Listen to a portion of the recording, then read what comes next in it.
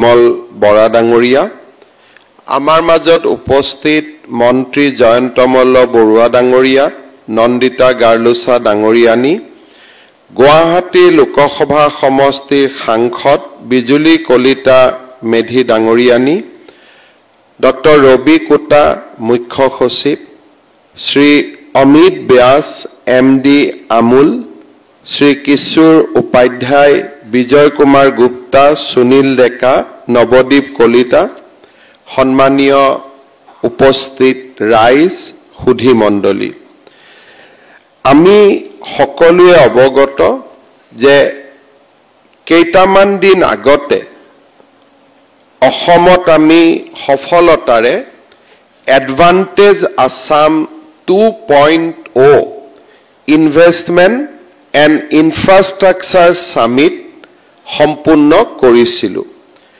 প্ৰধানমন্ত্ৰী নৰেন্দ্ৰ মোদী ডাঙৰীয়াৰ উপস্থিতিত আৰু দেশৰ বিভিন্ন উদ্যোগপতিসকলৰ অংশগ্ৰহণৰ মাজেৰে আমি এডভান্টেজ আসাম 2.0 ৰাষ্ট্ৰীয় প্ৰেক্ষাপটত অসমৰ উদ্যোগীকৰণৰ এটা পৰিৱেশ নিৰ্মাণত সফল হৈছিল সেই সন্মিলনতে আমি বিনিয়োগ আৰু ইনফ্ৰাষ্ট্ৰাকচাৰ আন্তঃগাঁথনি ইনভেষ্টমেন্ট এণ্ড ইনফ্ৰাষ্ট্ৰাকচাৰ বিনিয়োগ আৰু আন্তঃগাঁথনি এই দুইটা শিতানত সৰ্বমুঠ 5,18,000 কোটি টকাৰ বুজাবুজিৰ চুক্তি স্বাক্ষৰ কৰিছিল আমি এটা মনত ভাবিছিল যে যিসকল সিৰিয়াছ প্লেয়াৰ নহয় ইনভেষ্টমেন্ট সামিটত বুজাবুজিৰ চুক্তি সহি কৰাৰ পিছত উদ্যোগ স্থাপন কৰিবলৈ আগবাঢ়ি নাহিব তেনে বহুত প্ৰস্তাৱক আমি সেই সময়তে একাখৰীয়াকৈ ৰাখিছিল যাতে বাস্তৱ আৰু এমওইউৰ মাজত বৃহৎ পাৰ্থক্য থাকি নাযায় কেইটামান দিন আগতে হৈ যোৱা এই ইনফ্ৰাষ্ট্ৰাকচাৰ সামিটৰ পিছত বা ইনভেষ্টমেন্ট সামিটৰ পিছত আমি লাভ কৰা সফলতা কেইটামানৰ বিষয়ে আপোনালোকক মই ক'ব বিচাৰিছো প্ৰথমতে আমি যদি ইনফ্ৰাষ্ট্ৰাকচাৰলৈকে চাব যাওঁ যোৱা কেইটামান মাহৰ ভিতৰত ইনফ্ৰাষ্ট্ৰাকচাৰ শিতানত তিনিটা বৃহৎ ঘোষণাক আমি বাস্তৱলৈ ৰূপান্তৰ কৰিবলৈ সক্ষম হৈছো এটা ঘোষণা আছিল গুৱাহাটীৰ ৰিং ৰোড লগতে নাৰেংগী কুৰুৱাৰ দলং অহা 8 ছেপ্টেম্বৰত প্ৰধানমন্ত্ৰী নৰেন্দ্ৰ মোদী ডাঙৰীয়াই 7,800 কোটি টকাৰ ব্যয়েৰে এই প্ৰকল্পৰ শুভাৰম্ভণি কৰিব ইয়াৰ পিছত আন এটা বৃহৎ ঘোষণা আছিল গুৱাহাটী আৰু শিলচৰৰ মাজত express highway access control access highway ইতিমধ্যে ভাৰত চৰকাৰৰ কেবিনেটে 23,000 কোটি টকাৰ এই আঁচনি মঞ্জুৰ কৰিছে আৰু খুব সোনকালে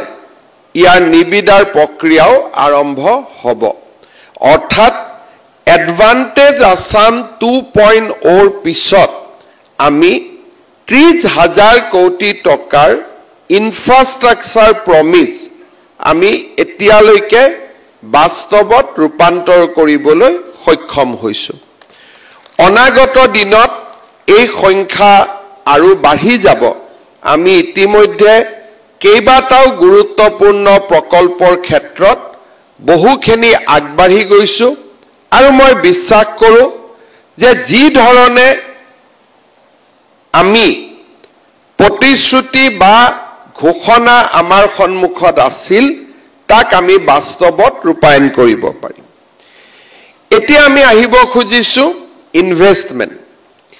ইনভেষ্টমেন্ট শিতানত আমাক বহু কেইটা উদ্যোগ আৰু ৰাজহুৱা খণ্ড আৰু ব্যক্তিগত খণ্ড দুইটাৰ ফালৰ পৰা বুজাবুজিৰ চুক্তি স্বাক্ষৰ কৰা হৈছিল। ইনভেষ্টমেণ্ট সামিটত যেতিয়া আমি বুজাবুজিৰ চুক্তি স্বাক্ষৰ কৰোঁ হি হ'ল জেনেৰিক, অৰ্থাৎ আমি অসমত উদ্যোগ এটা স্থাপন কৰিব বিচাৰিছোঁ। বাইণ্ডিং বা তাত চুক্তি নাথাকে যে মাটি ক'ত, ইনভেষ্টমেণ্ট ক'ত, ইনচেন্টিভ কি, এই কথাবিলাক নাথাকে। সেইবাবে বুজাবুজিৰ চুক্তিখনক লৈ কোনোবাই যদি নকৰেও আমি তাত একো বিশেষ মাত মাতিব নোৱাৰো। কিন্তু যেতিয়া ইনভেষ্টমেণ্টৰ প্ৰপ'জ MOU সমূহ আমি বাইণ্ডিং MOU লৈকে ৰূপান্তৰ কৰোঁ তেতিয়াহ'লে আমি বুজি পাওঁ যে এতিয়া নেক্সট ষ্টেপটো হ'ল ভূমি পূজন বা উদ্বোধন। আমি এটা নিৰ্দিষ্ট পথত আগবাঢ়ি গৈছোঁ। আজি আমাৰ বাবে এটা আনন্দৰ দিন। এডভান্টেজ অসমৰ সময়ত স্বাক্ষৰ কৰা MOU বিলাকৰ ভিতৰত 22,900 কোটি টকাৰ 20টা প্ৰকল্পক আজি আমি এটা এক্সিকিউশ্যন ষ্টেজলৈকে আনিবলৈ সক্ষম হৈছোঁ। ইয়াৰ ভিতৰত আমি পেপাৰ নিৰ্মাণৰ কাৰণে পাল্প আৰু স্পেচিয়েলিটি পেপাৰ নিৰ্মাণৰ বাবে Kohinoor pulp and paper limited আৰু RPN স্পেচিয়েলিটি পেপাৰ লিমিটেডৰ লগত 1,800 কোটি টকাৰ আজি আমি বাইণ্ডিং MOU কৰিছোঁ। আৰু মই ক'বলৈ পাই ভাল পাইছোঁ যে ইতিমধ্যে নিৰ্মাণৰ কাম আগবাঢ়ি গৈছে। ইয়াত ইট ইজ কোনোবা যদি যায় they can see that in the field. ইয়াৰ পিছত SKJ ক্লিন এনভাইৰনমেণ্ট ভেঞ্চাৰ, তেওঁলোকে ৱেষ্ট ৰিচাইকেল কৰিব 137 crores প্ৰজেক্ট আজি আমি চুক্তি কৰিছোঁ। কিন্তু by December it will be ready for inauguration. আমি ভিজুৱেলটো দেখোঁতে আমি দেখিছোঁ যে ইয়াত কনষ্ট্ৰাকশ্যনো চলি আছে। It is in the early stage of completion. ইয়াৰ পিছত আমি মেথাছন্স হাইড্ৰজেন বুলি এটা কোম্পানীৰ লগত আজি আমি বুজাবুজিৰ চুক্তি স্বাক্ষৰ কৰিছোঁ। This company originally is from Japan আৰু ডেফিনেটলি ইণ্ডিয়াত ইনকৰ্পৰেট হৈছে। চ' এই কোম্পানীটোৰ লগতো আজি আমি বাইণ্ডিং MOU কৰিছোঁ and they are already working on site. আমি আজি 3টা এথানল প্ৰজেক্টৰ লগত MOU কৰিছোঁ। কামাখ্যা, গুলশন, আধাৰ এণ্ড চিজ 4টা। 4টা প্ৰজেক্টে আমি অন গ্ৰাউণ্ড আজি গ'লে আমি দেখা পাম it is in advance stage of completion. বহুখিনি আগবাঢ়ি গৈছে। ব্ৰহ্মপুত্ৰ বিয়ৰী এটা কোম্পানী হ'ব, তেওঁলোকৰ বহুতখিনি কাম আগবাঢ়ি গৈছে। Next 6 months projects can be inaugurated. মেগাশ্ৰী, মেঘাটপ, মেক্স 3টা চিমেণ্ট ফেক্টৰী আমি 2,800 কোটি টকাৰ আমি বুজাবুজিৰ চুক্তি স্বাক্ষৰ কৰিছোঁ। They have also started their construction. Hospitality sectorত আমি কেইবাটাও প্ৰকল্প আজি চহী কৰিছোঁ। হিলটন হোটেল, JW মেৰিয়টছ, এই 4টা প্ৰকল্প ডাউনটাউন, জোনালী, চেলেজা, এই 3টা প্ৰজেক্ট ইতিমধ্যে এডভান্স ষ্টেজেছ অফ কনষ্ট্ৰাকশ্যনলৈকে আগুৱাই গৈছে। জাগিৰোডত টাটা গেটৱেৰ প্ৰকল্পও আজি আমি MOU কৰিছোঁ আৰু টাটাৰ ডাঙৰ প্ৰজেক্ট কাষত চলি থকাৰ কাৰণে স্বাভাৱিকতে এই প্ৰজেক্টটো খুব ইম্পৰ্টেণ্ট প্ৰজেক্ট এণ্ড আমি ইয়াক কমপ্লিশ্যন পৰ্যায়লৈকে লৈ আহিছোঁ। SJVN এখেতসকলৰ লগত আমাৰ অনগোয়িং প্ৰজেক্ট চলি আছে তেজপুৰ আৰু বিলাসীপাৰাত। আজি নতুন কৰি আৰু 200 মেগাৱাট সোলাৰ পাৱাৰৰ বাবে আমি বুজাবুজিৰ চুক্তি চহী কৰিছোঁ।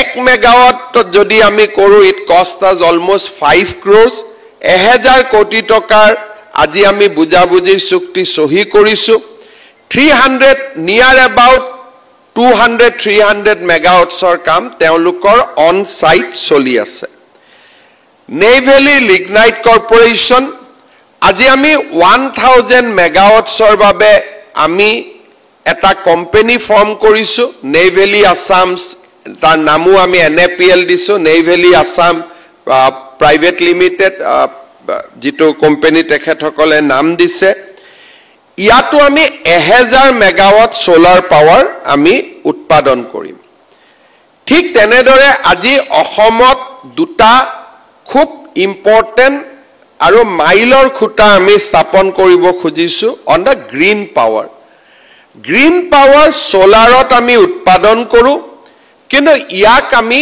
প্ৰিজাৰ্ভ কৰিব লাগিব for the peak hours green power সোলাৰত উৎপাদন কৰাৰ পিছত আমি যদি ইয়াক প্ৰিজাৰ্ভ কৰিব নোৱাৰো পিক আৱাৰ্ছত তেতিয়া হলে আমি 24 hours green power আমি পাব নোৱাৰো today we have signed to binding MOU one with ONGC Tripura Power Corporation Limited তেখেতসকলে ব্যাটাৰীত দিনত উৎপাদন হোৱা সোলাৰটো ব্যাটাৰীত সংৰক্ষণ কৰি ৰাতি ব্যৱহাৰৰ কাৰণে আমাক এৰি দিব we have signed a very important MOU today আৰু তেখেতসকলে ইতিমধ্যে টেন্ডাৰৰ কামত আগবাঢ়ি গৈছে they are in advanced stages of completion ইয়াৰ পিছত with NAPCOৰ কপিলি হাইড্ৰো পাৱাৰ প্ৰজেক্টছ আছে কিন্তু আজি অসমত আমি ফাৰ্স্ট পাম্প ষ্টৰেজ প্ৰজেক্ট মানে দিনত যেটো সোলাৰ পাৱাৰ উৎপাদন হ'ব সেই সোলাৰ পাৱাৰত তেওঁলোকে পানীৰ মাজেদি দিনটো সাৰ্কুলেশন কৰি সংৰক্ষণ কৰিব ওপৰত এটা তেওঁলোকৰ ট্যাঙ্ক থাকিব তলত এটা ট্যাঙ্ক থাকিব নেচাৰেল পাহাৰৰ ওপৰ আৰু তল পাহাৰৰ ওপৰ আৰু তলত পানীৰ সাৰ্কুলেশনৰ মাজত তেওঁলোকে সৌৰ শক্তি সংৰক্ষণ কৰিব আৰু গধূলি হোৱাৰ লগে লগে অসম ৰাজ্যিক বিদ্যুৎ পৰিষদে হক বা সেন্ট্ৰাল ট্ৰান্সমিশন লাইনতে হক তেওঁলোকে এৰি দিব যাতে গধূলি সেই সেউজীয়া শক্তি আমি ব্যৱহাৰ কৰিব পাৰো আজি NAPCOৰ লগত তাৰ আমি বাইন্ডিং এগ্ৰিমেন্ট এডভান্টেজ আসামৰ সময়ত ইন্টেনশনৰ ওপৰত এগ্ৰিমেন্ট হৈছিল আজি আমি বাইন্ডিং MOU স্বাক্ষৰ কৰিছো অৰ্থাৎ এতিয়া তেওঁলোকে কনষ্ট্ৰাকচনৰ ফালে আগুৱাই যাব এই গুটেইখিনিৰ মাজত এখন আমি আৰু প্ৰাৰম্ভিক বুজাবুজি এতিয়ালৈকে মই যিখিনি কলো এইখিনি প্ৰাৰম্ভিক নহয় চূড়ান্ত পৰ্যায় হোৱাৰ পিছত আমি চুক্তি কৰিছো বাট উইথ হিন্দুজা আমি আজি এখন প্ৰাৰম্ভিক বুজাবুজি কৰিছো হিন্দুজাৰ লগত লগ লাগি আমি আৰু অসমত পাম্প ষ্টৰেজ আৰু কট কৰিব পাৰি পাম্প ষ্টৰেজৰ কাৰণে সাইট সিলেকশন লাগে অসমত এতিয়ালৈকে 3টা সাইট আমি সিলেক্ট কৰিছিলো এটা NAPCOয়ে ব্যৱহাৰ কৰিব এটা সাইট যত নেকি I think there will be investment of more than 6,000 crore 21 তাৰিখে কেবিনেটত আহিব আমি ক্লিয়াৰ কৰাৰ কাৰণে আশা ৰাখিছো সেকেন্ড থাৰ্ড পাম্প ষ্টৰেজ এটা সাইট আমি সিলেক্ট কৰি ৰাখিছো আৰু হিন্দুজাই আজি আমাৰ লগত MOU কৰিছে যে আমি আৰু কৰবাত যদি আছে আমি সাইট আইডেন্টিফাই কৰি প্ৰজেক্ট কৰিব খুজু দ্যাটস এ প্ৰিলিমিনাৰী MOU আৰু এই প্ৰিলিমিনাৰী MOU খনো যদি আমি কনভাৰ্ট কৰিব পাৰো I think that will be another investment of 6,000 crore যত নেকি আজি আমি ইয়াত 22,000 কোটি টকাৰ ভিতৰত আমি ইয়াক ৰখা নাই অৰ্থাৎ এডভান্টেজ অসমৰ পিছত আমি ইনফ্ৰাষ্ট্ৰাকচাৰত 30,000 কোটি টকা উদ্যোগত 22,000 লগত নামৰূপৰ ফাৰ্টিলাইজাৰ যি পুৰা বহুত স্পিডত আগবাঢ়ি গৈছে কোম্পানী ফৰ্মেশন হৈ গৈছে 32,000 crores 32,000 crores on investment 30,000 crore on infrastructure আমি এডভান্টেজ অসমৰ সংকল্পক আমি বাস্তৱত ৰূপায়ণ কৰিছো মোক খটতে খুদিছিল যে 5,15,000 কোটি টকাৰ প্ৰথম বছৰত কিমান কৰিব পৰা হ'ব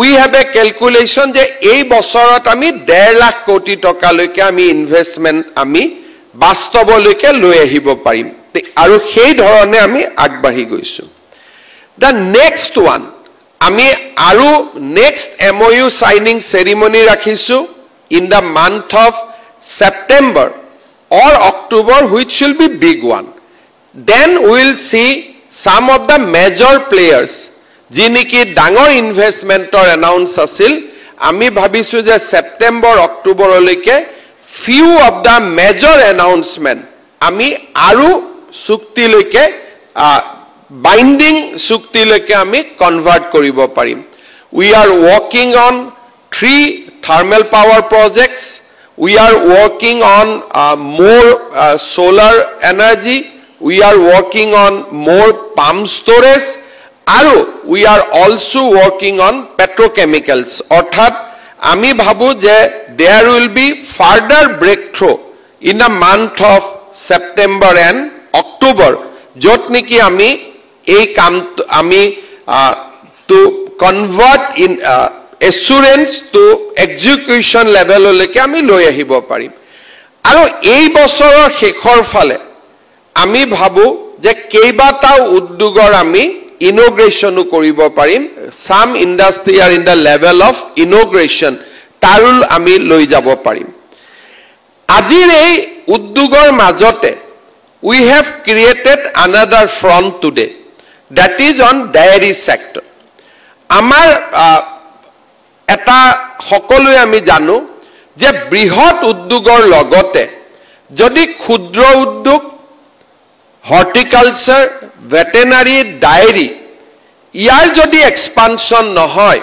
তাহলে real employment is not possible today you have seen Amul has signed a agreement of 75 crore others have signed agreement of 2,000 crore but when it comes to employment with 75 crore Amul will generate 20,000 employment because it is employment incentive others will put 50,000 crore but the employment like Tata Semiconductor they are putting 27,000 crore employment will be 30,000 but Amul has a power to create employment by putting 75 crore they can create employment of 20,000 crore 20,000 numbers so that's the power of dairy sector that is the power of horticulture veterinary agriculture আজি আমি অসমত this is the first time Amul has shown interest আমি NDDB লগত কাম কৰি আছিলো National Dairy Development Board we have signed MOU for producing 3 lakhs liters of milk Dhemaji Jorhat and Dibrugarh by next September we will be able to sign an permanent MOU or rather we will be able to break grounds on that 3 projects today is the 4th projects with Amul for producing milk aru amar ohomot in isase today we are producing processed milk 1,30,000 liter per day we want to take it to 10 lakhs liter per day in next 4 to 5 years aru hei dikhotu aji ami we have taken a very important steps and I am sure that we requested Amul for 2 projects one is in Kamrup Metro or Kamrup district others is in Bishwanath so I am sure that by next time we will meet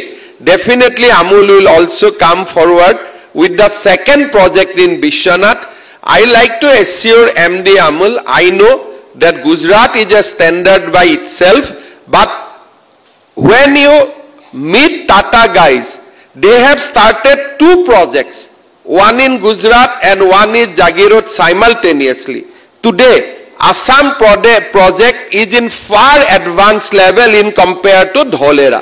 So if you just Google progress in Dholera, progress in Jagirot, the progress in Jagirut is much better because Assam, we are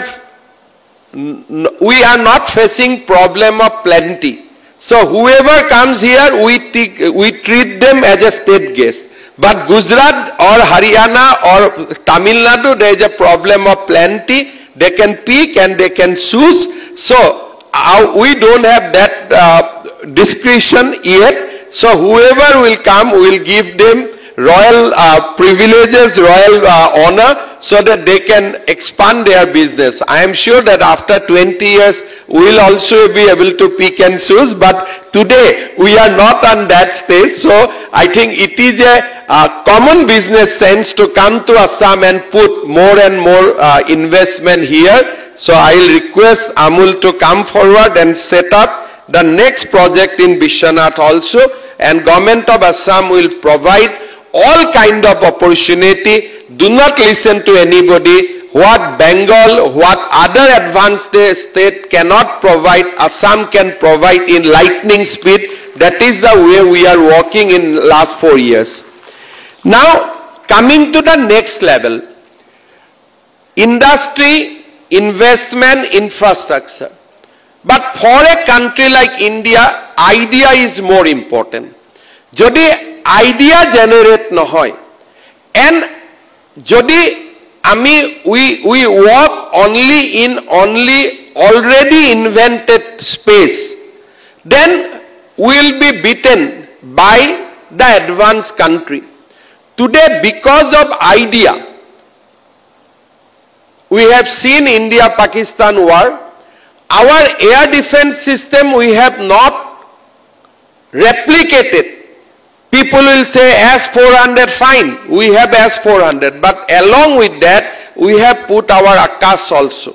So our air defense system now based in the world, because indigenous effort is also there along with the already existing knowledge.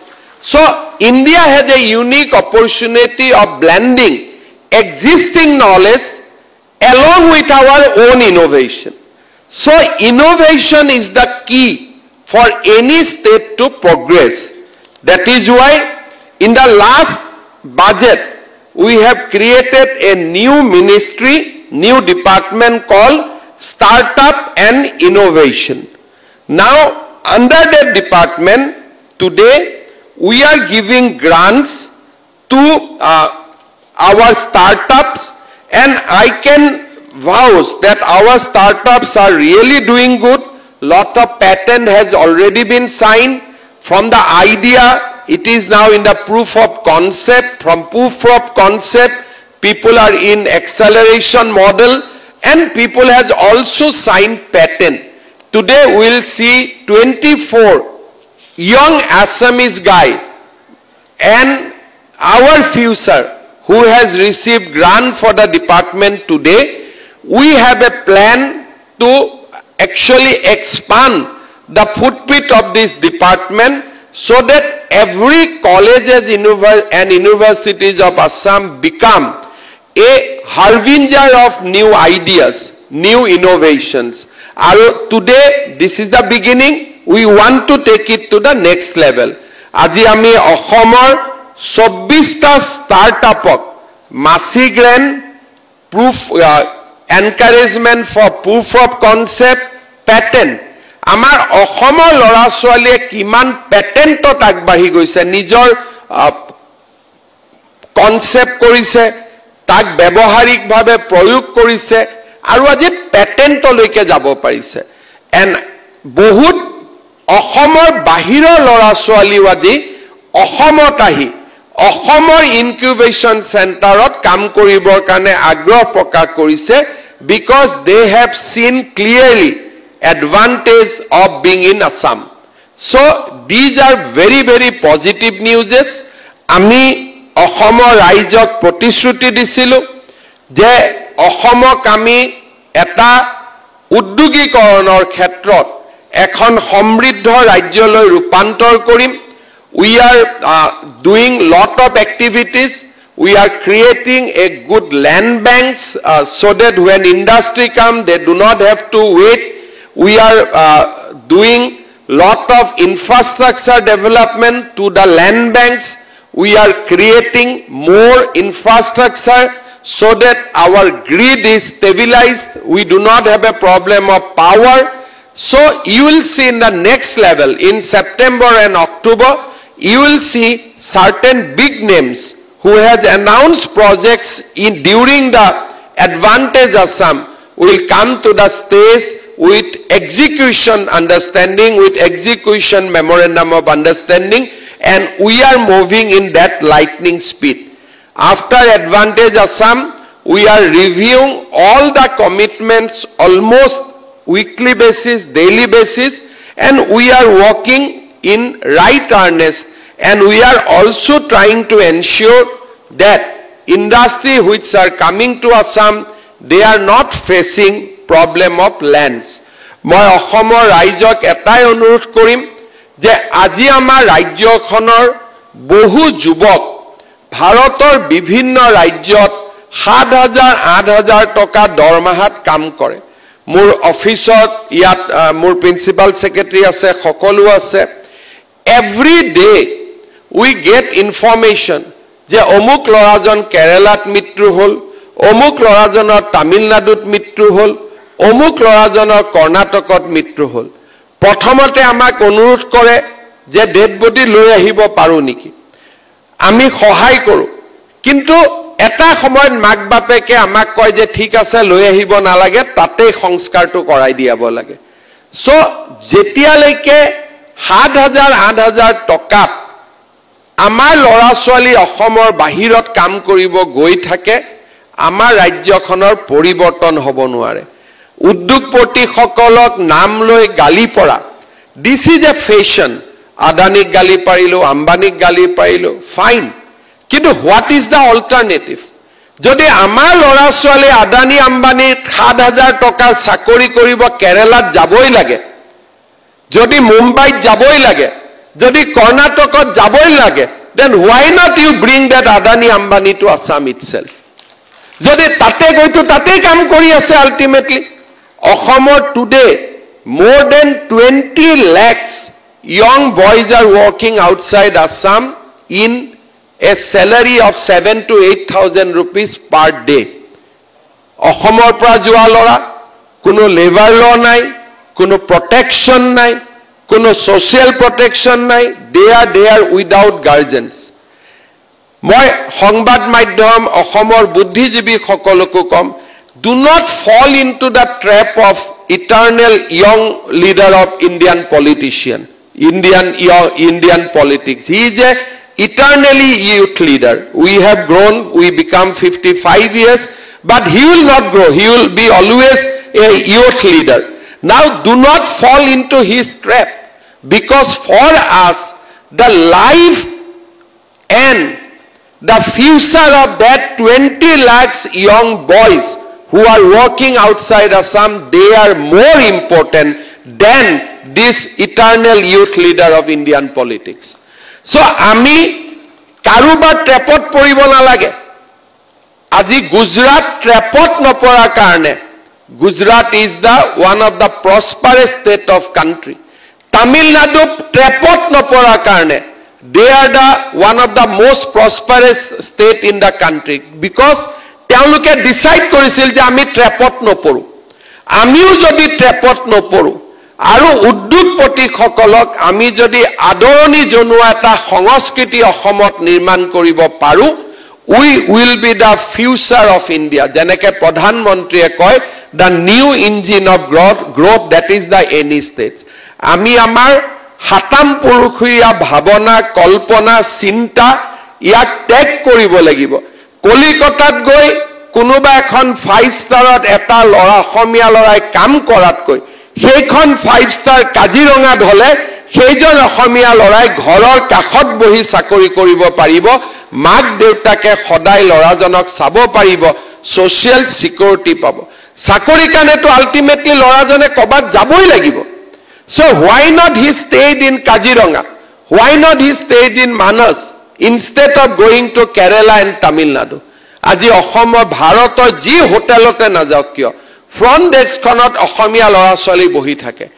ই আমাৰ বিফলতাৰ প্ৰতীক তাৰমানে অসমত এনেকুৱা hotel নাই নহয় বোলে নাই সেইকাৰণে ইয়াত আহিছো যদি আমি যাবই লাগে কৰিবই লাগে why not we do it in Assam কাৰণ অসমত পটেনশিয়াল আছে মই ভাবো the ideology of left and liberal are obsolete because নদী আৰু সাগৰৰ পানী কেতিয়াও পিছলৈকে ঘূৰি না যায় এজন লৰাই লেফট হ'ব পাৰে ষ্টুডেন্ট হৈ থাকোতে কিন্তু যিদিনাখনে চাকৰিৰ বয়স হ'ব he cannot afford to be left unless he is a professional agitationist like we have few যেতিয়ালৈকে ৰাজনীতিক আৰু আন্দোলনক জীৱনৰ বৃত্তি হিচাপে নলয় তেতিয়ালৈকে বাওপন্থী আইডিয়াৰে কোনো লৰা ছোৱালী আগবাঢ়ি যাব নোৱাৰে এটা সময়ত তেওঁলোকে জীৱনৰ কঠিন পৰীক্ষাৰ সন্মুখীন হয় আৰু তেওঁলোকে সিদ্ধান্ত লয় যে যি কৰিলো কলেজ ইউনিভাৰ্চিটিত এতিয়াতো যি টাটাক গালি পাৰিলো যি আদানীক গালি পাৰিলো যি আম্বানীক গালি পাৰিলো তাতে চাকৰি কৰি হলো লৰা ছোৱালীক আমি ঘৰখন চলাব লাগিব তাত যেতিয়া আদানী গুৱাহাটী এয়াৰপোৰ্ট লৈছিল বহুত প্ৰটেষ্ট আছিল কিন্তু আজি আপোনালোকে চাব এয়াৰপোৰ্ট অথৰিটি অফ ইণ্ডিয়াৰ লগত থাকুতে যিমান লৰাই গুৱাহাটী এয়াৰপোৰ্টত কাম কৰিছিল তাতকৈ 3 গুণ লৰা ছোৱালী আজি কৰ্মসংস্থাপন গুৱাহাটী এয়াৰপোৰ্টত পাইছে 3 times today এতিয়া মোৰ তাত নতুনকৈ সমষ্টি now I know 10,000 people are being employed directly in airport and once we move into the new airport the number will expand to 30,000 25,000 so that is the power of industrialization উদ্যোগীকৰণৰ এইটোৱে power উদ্যোগীকৰণে যাক ধনী কৰে হি পৃথিৱীৰ কোনোবা এখন দেশত গৈ উদ্যোগ কৰিব পাৰে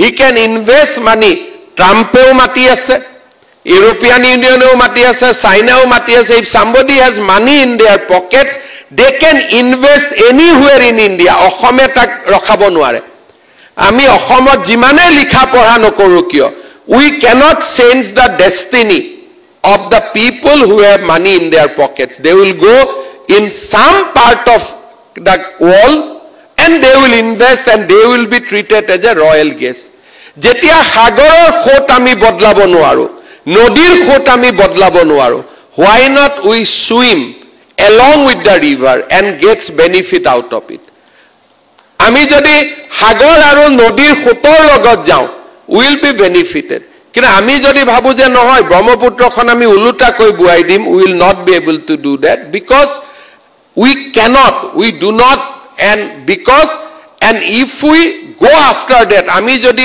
অলিক সপোন লৈ এইবিলাক কৰি থাকো the casualty will be our youth আমাৰ যুৱ শক্তিয়ে সৰু সৰু টকাৰ কাৰণে বাহিৰত কাম কৰিব লাগিব বাহিৰত কাম কৰা অপৰাধ নহয় with Japan government we are working যে আমি 1 লাখ লৰাক অসমৰ পৰা পঠাম জাপানত কাম কৰিবৰ বাবে but at the salary of 2 lakhs rupees 50,000 you go outside but 8,000 টকাৰ কাৰণে আমাৰ লৰা ছোৱালী কিয় যাব 12,000 টকাৰ কাৰণে কিয় যাব so that is the spirit আমি নতুন অসমৰ নিৰ্মাণ কৰিব লাগিব যাতে আমাৰ সৰু সৰু টকা পইচাত কাম কৰা লৰা ছোৱালী বিলাকত আমি অসমত এটা কাঠামো নিৰ্মাণ কৰিব পাৰো আৰু আজি আমি ৰাজ্যখনত এটা পৰিবেশ নিৰ্মাণ কৰিব পাৰো আজি আপোনালোকে জাগিৰ ৰোডত যাব one of the best example কোনে পাতিছে nobody is border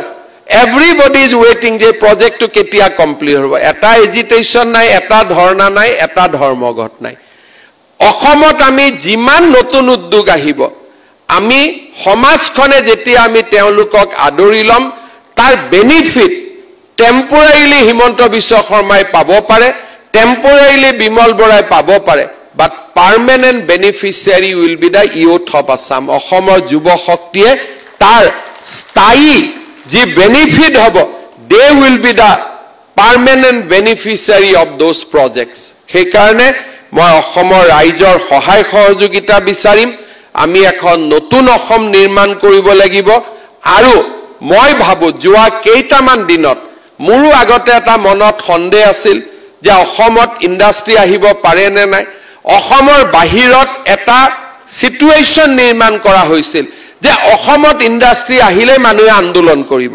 মানুহে মাটি নিদিয়ে, অসম চৰকাৰে সহযোগ নকৰে, বিষয়াসকলে ফোন নধৰে, অসমত আমি কোনো সুবিধা নাপাওঁ গলে, মানুহ অসমত আহিব খোজা নাছিল।